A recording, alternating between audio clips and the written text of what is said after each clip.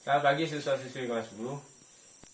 Kali ini Bapak akan membuatkan video pembelajaran untuk kalian, yaitu mata pelajaran sejarah Indonesia. Untuk mempersingkat waktu, langsung saja kita pada materi. Materi kita kali ini yaitu menelusuri peradaban awal di Kepulauan Indonesia. Yang pertama, kehidupan Indonesia praksara Indonesia. Pengertian praksara atau prasejarah yaitu masa praksara atau prasejarah merupakan kurun waktu pada saat manusia belum mengenal tulisan atau huruf. Praksara disebut juga zaman Nirleka, yaitu zaman tidak ada tulisan. Setelah manusia mengenal tulisan, maka disebut zaman sejarah.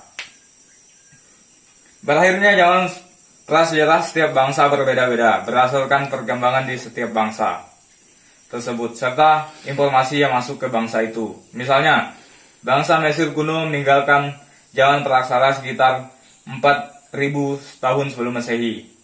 Bangsa Sumeria dan Drapida meninggalkan zaman praksara sekitar 3000 tahun sebelum Masehi. Sedangkan bangsa Indonesia meninggalkan zaman praksara kira-kira 400 tahun Masehi.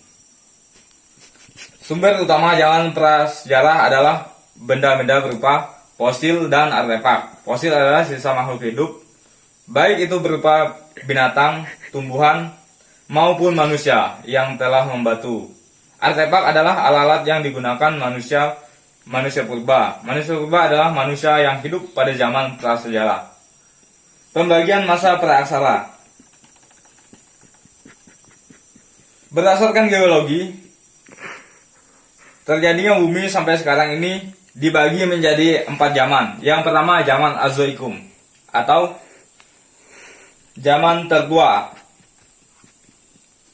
yaitu berlangsung kira-kira 2500 tahun yang lalu. 2500 juta tahun yang lalu.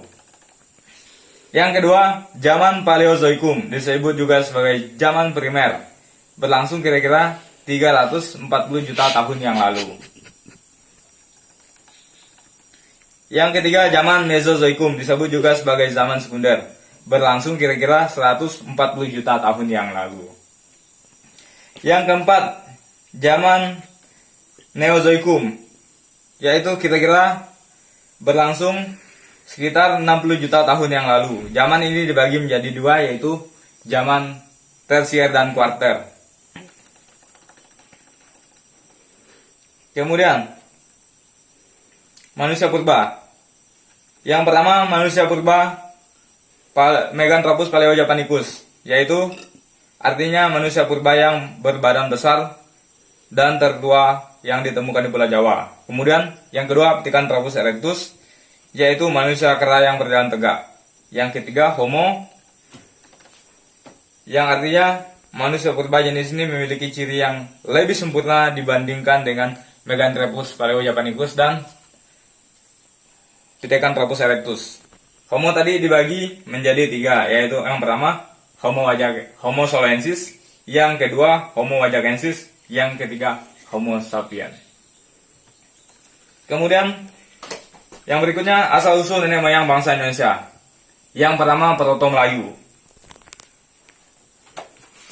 Proto-Melayu diyakini sebagai nenek moyang bangsa Melayu.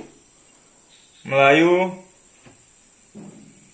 Polynesia yang tersebar di Madagaskar sampai pulau-pulau yang timur di Pasifik.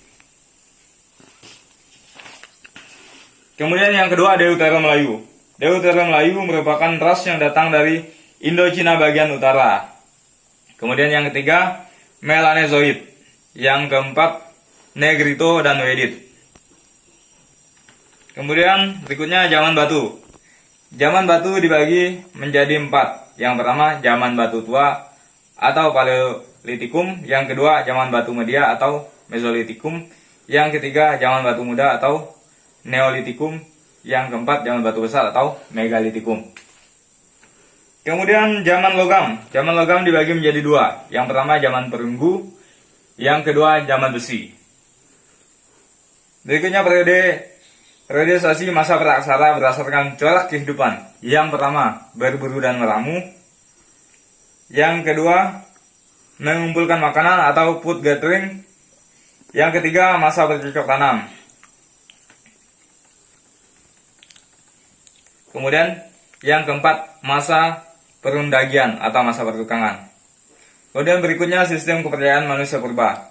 Pada masa praksara, seiring dengan perkembangan kemampuan berpikir, manusia purba mulai mengenal kepercayaan terhadap kekuatan-kekuatan lain di luar dirinya. Untuk menjalankan kepercayaan yang diyakini manusia purba melakukan upacara ritual. Sistem kepercayaan yang dianut manusia pada masa praksara atau prasejarah antara lain yaitu animisme, dinamisme, totemisme. Animisme adalah kepercayaan pada roh nenek moyang maupun roh yang mempengaruhi kehidupan mereka. Upaya yang dilakukan agar roh tersebut tidak mengganggu adalah dengan memberikan sesajen. Yang B, dinamisme adalah kepercayaan pada kekuatan alam dan benda-benda yang memiliki kekuatan gaib. Kemudian totemisme adalah kepercayaan pada binatang yang dianggap suci dan memiliki kekuatan gaib. Oke, cukup sekian materi dari Bapak. Atas perhatiannya saya ucapkan terima kasih.